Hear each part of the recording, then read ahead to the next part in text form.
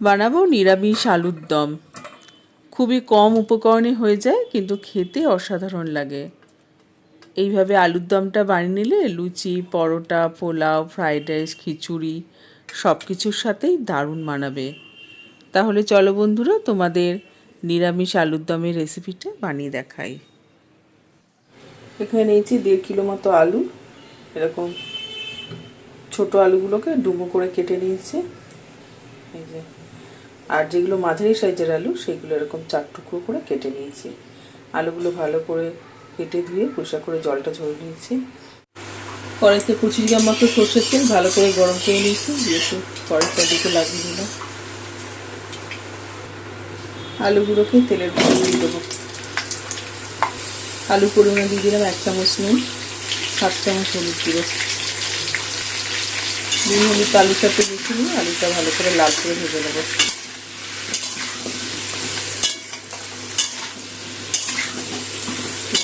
ভালো করে মিশিয়ে দেবো। গ্যাসটা বাড়িয়ে দিয়ে ঢাকা দিয়ে আলুটা ভেজে দেবো। একটা মিক্সিং জার দিয়ে নিয়েছি, মশলা করে নেবো। এখানে নিয়েছি 4টে কাঁচা লঙ্কা, 1.5 ইঞ্চি আদা কুচিয়ে নিয়েছি, একটা মিডিয়াম সাইজের টমেটো। জল দেবো না, যেহেতু টমেটো আছে মশলাটা বাটা হয়ে যাবে। যদি বাটা না হয় তাহলে অল্প জল দেবো। মশলাটা বেটে নেবো।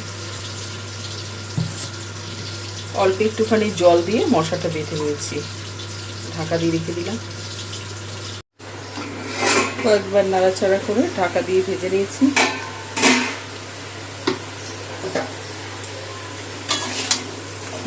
আলুটা বেশ লাল করে ভেজে নিয়েছি, আলুটা অনেকটা নরমও হয়ে গেছে। আলুটা অনেকটা নরম হয়ে গেছে। আলু ভাজাটা নামিয়ে নেব। আলুটা একটা বাটি দিয়ে নামিয়ে নিলাম। আলু ভেজে নামিয়ে নিয়ে কড়াইতে আরও 25 গ্রাম মতো সরষের তেল দিয়ে দিলাম। তেল ভালো করে গরম করে এর মধ্যে দিয়ে দেবো গোটা গরম মশলা, জিরে, তেজপাতা, শুকনো লঙ্কা। গোটা গরম মশলাটা দিলে টেস্টটা ভালো হবে। ফোড়নটা একটু তেলের মধ্যে ভেজে দেবো। ফোড়ন ভেজে এর মধ্যে দিয়ে দেবো আদা, কাঁচা লঙ্কা, টমেটো বাটাটা। দিয়ে দেবো কিছু গুঁড়ো মশলা, নুন, হলুদ, ঝাল লঙ্কার গুঁড়ো, কাশ্মীরি জিরে ধনে গুঁড়ো, চিনি 1/2 চামচ করে।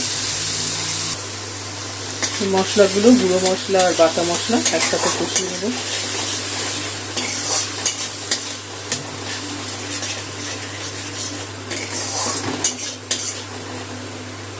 মশলা থেকে তেল ছাড়তে শুরু করেছে আর মশলাটা নিচে লেগে যাচ্ছে। এই সময় এর মধ্যে যে মশলা বাটার জলটা আছে ওটা দিয়ে দেবো। মশলা বাটার জলটা দিয়ে মশলাটা মিশিয়ে আর একটু কষিয়ে নেব।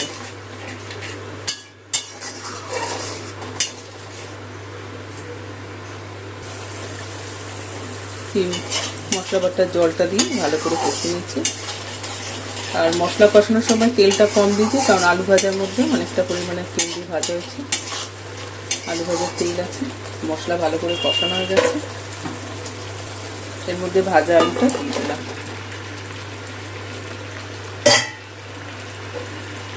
ভাজা আলুটা মশলাতে কষিয়ে নেব।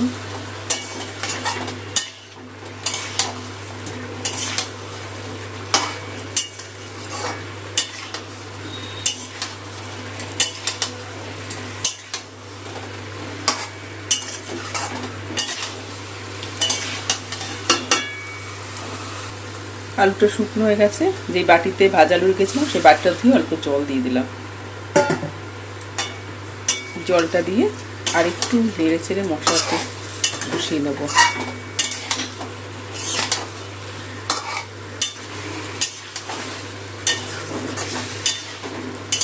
মশলাতে আলুটা বেশ ভালো করে কষানো হয়ে গেছে।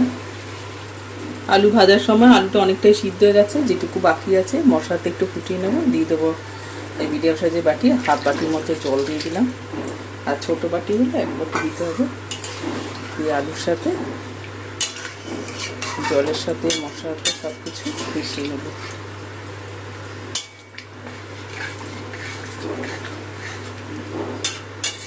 আলুটা আরেকটু সিদ্ধ হতে বাকি আছে, মিশিয়ে নিলাম।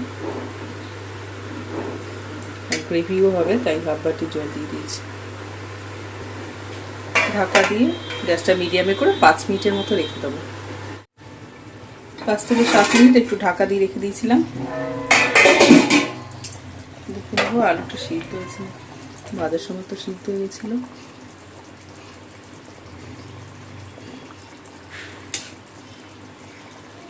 আলু ভালো মতো সিদ্ধ হয়ে গেছে। সামনে একটু গরম মশলার গুঁড়ো দিয়ে দিলাম, দিয়ে দেবো 1/2 চামচ মতো ঘি, টেস্টের জন্য দিয়ে দিলাম। আর ওপর থেকে একটু কুচনো ধনে পাতা দিয়ে দিলাম। ধনে পাতা থাকলে দেবেন, না দিলেও হয়। ঘি গরম মশলাটা দিলে টেস্টটা ভালো হবে, নিরামিষ তো গ্যাসটা বাড়িয়ে দিয়েছি। দিয়ে গরম মশলা, ঘি সব কিছু দিয়ে একবার ভালো করে নিয়ে দিলে ঘন হয়ে গেছে। ঘি গরম মশলা ধনে পাতাটা দিয়ে একটু ফুটিয়ে নেব।